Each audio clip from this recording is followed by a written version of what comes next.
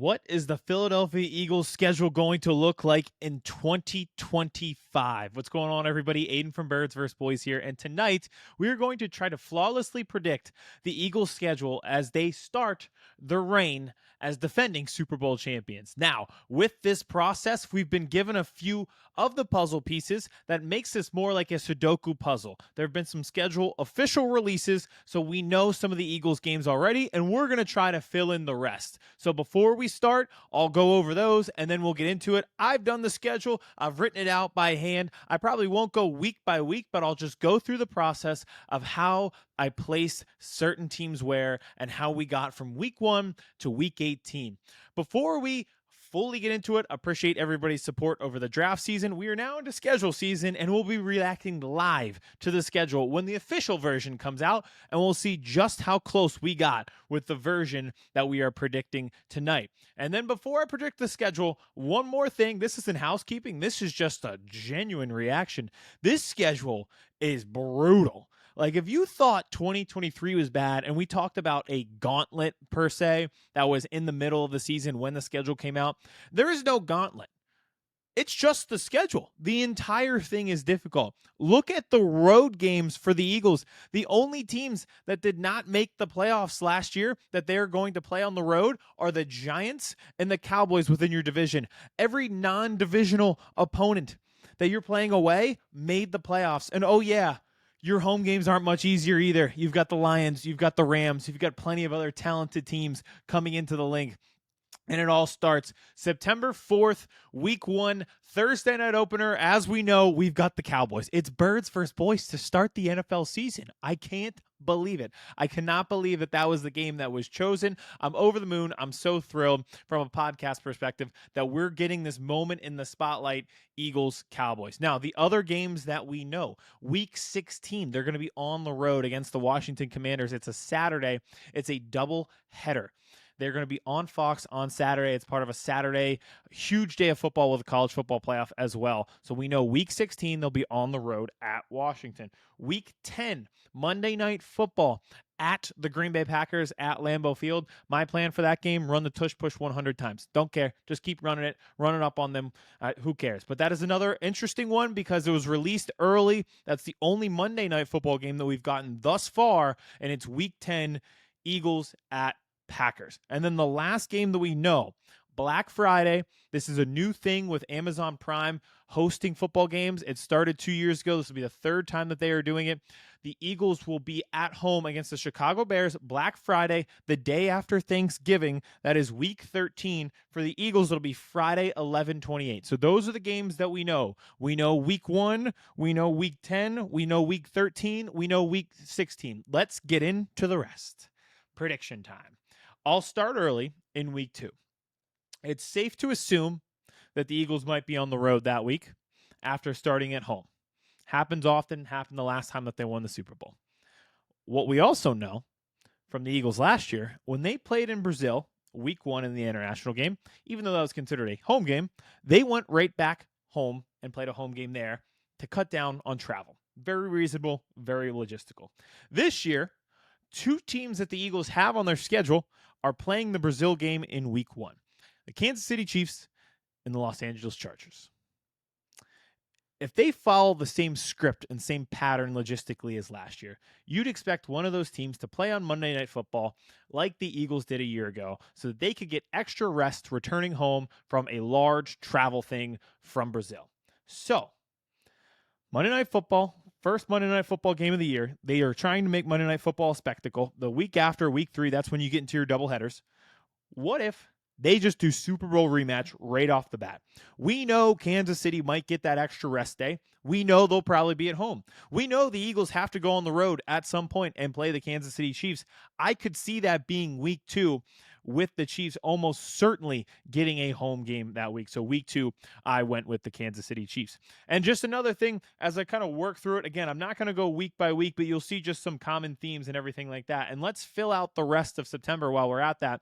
Here are some themes. In that month, what a lot of the teams do is kind of work with the other leagues to make sure that we are not doubling up on events. And September is important because Philadelphia, the Phillies are still playing, so we are not trying to share parking lots in the same day. every chance that we can get. So I'm assuming with the Phillies on the road, week 3, the Eagles will come back home. Makes sense, right? They just played a short week. And I think what it'll be similar as last year, they say, oh, you got a little extra rest early, so we don't mind giving you a short week, and then you're home the following week, week 3. I put the Denver Broncos in that slot. We know Denver has some games later. They'll play Kansas City on Christmas, so we know that won't be the week 17 game. We know week 6, it won't be them. They're going to be playing one of the international games. So I slotted the Denver Broncos at week 3. Week 4, again, going back to doubling up. One thing that's new this year is the Tampa Bay Rays and where they're playing. They now run into a similar obstacle as the Eagles do with the Phillies, sharing a parking lot. With the Rays playing at Steinbrenner Field, they share the same parking lot as the Bucks. So we're trying to avoid those two teams playing the same Sunday. It turns out the Bucks, they could be at home week 4. The Rays will be away. You won't have to share the parking spot. It goes every other in the month of September. So it's realistic to believe that the Bucks would be home week 2 and week 4. And my God, I had Buffalo here at first, but it just feels like every time we do this, they give the schedule, like for the Eagles, they go to Tampa Bay in September.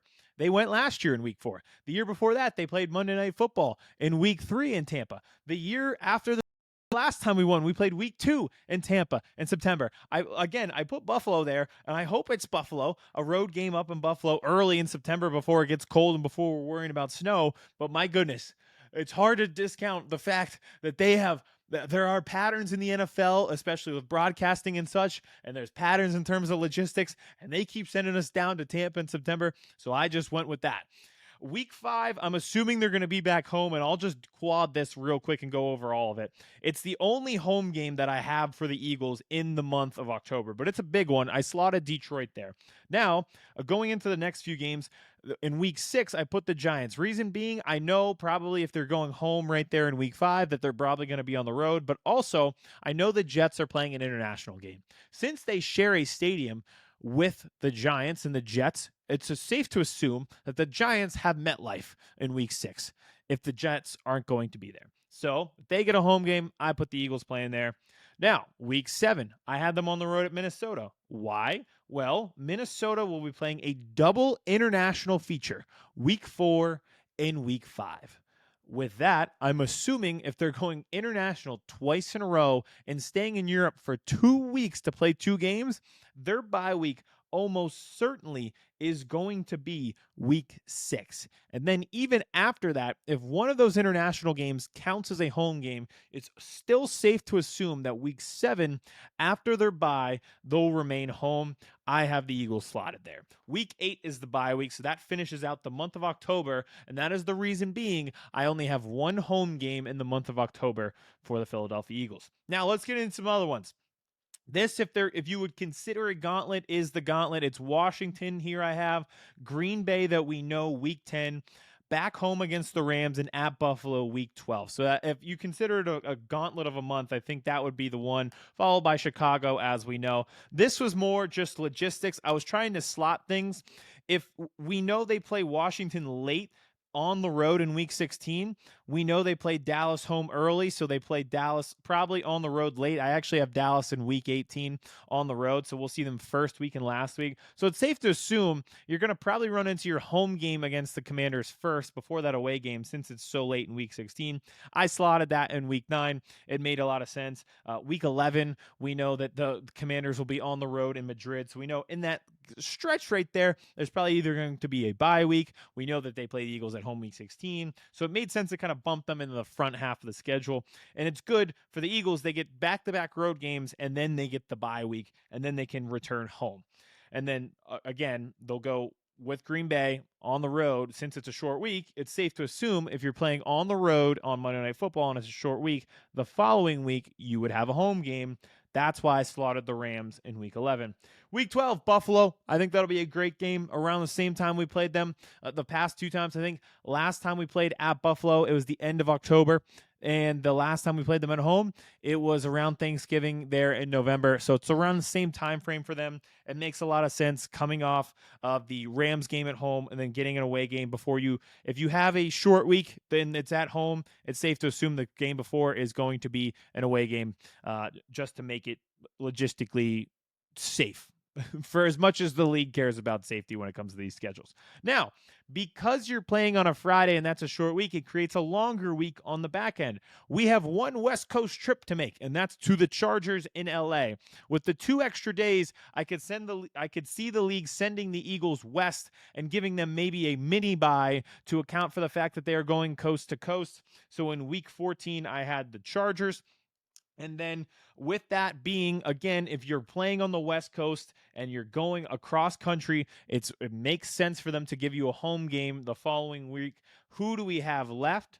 Well, if I have 3 divisional opponents at the end, that means week 15, 12-14, I have the Las Vegas Raiders at home, which is hilarious because I actually wrote down Oakland. I still have it in my mind. I've been doing this for so long, writing these schedules in by hand, that I actually wrote Oakland still. And then to end it, you've got 3 divisional games. And we know the one, week 16, we know they'll be at Washington. And like I mentioned earlier, I think week 18, they'll play at Dallas. They played against the Giants to end the year last year.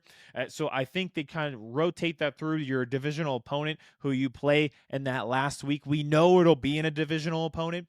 We know they kind of backload a lot of those divisional games. So I think Dallas would be the final game, and that leaves the final home game to be week 17, 12-28 against the Giants. There's flexibility with those games in terms of time slot, but I think there's a good potential for it to be 3 games in the division to end the season. We know one of them in Washington, and we almost can guarantee week 18 will be a divisional game as well.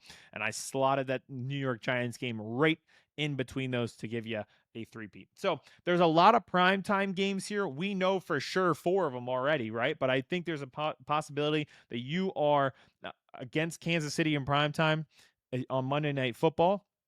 I think the Detroit game on week 5 will probably be a Fox primetime game. I go down to week 11 against the Rams. I think that has Sunday Night Football potential coming off a Monday Night Football game the week before.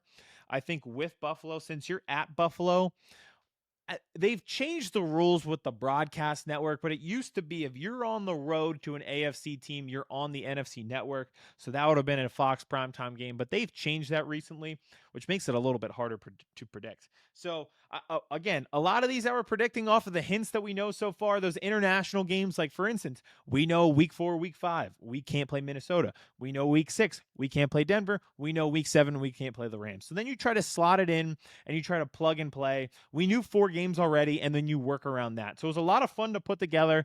There is very difficult stretches of this schedule. There is no easy way around it. I think certainly if you look at the schedule I created, I did them no favors in terms of like trying to make it easy at certain points. Maybe the only thing you could see that is easy potentially is the back quarter of that schedule, but that was more so you're just playing your division at the end, and we know that. But the one thing I do like that I have in my schedule that I hope they keep, a week 8 bye. Last year, the week 5 bye actually came very much in handy because it righted the ship for this team. It got them healthy, and we did not see them struggle from there on out when they were at full strength after that week 5 bye week, which was coming after a week 4 game at Tampa, which we will see again. So there's just some trends that we follow, right? Making sure the travel makes sense. If you have a home game and then you go like at New York, it's not a lot of travel there, so you could play back-to-back road games. That's why I have Giants and Vikings back-to-back. But if you're playing 2 road games, that's why I gave the bye after that. Short week against Green Bay. When you're playing on Monday Night Football, I gave them a home game directly after that. Longer week, playing at home against Chicago. The week after, I gave them the Chargers. So you're just trying to plug and play certain things based on travel, logistics. We know some of the games. And then, like I said, even some things in considering baseball stadium parking there early in September is something that you consider as well. So we got it all covered here. So that's it.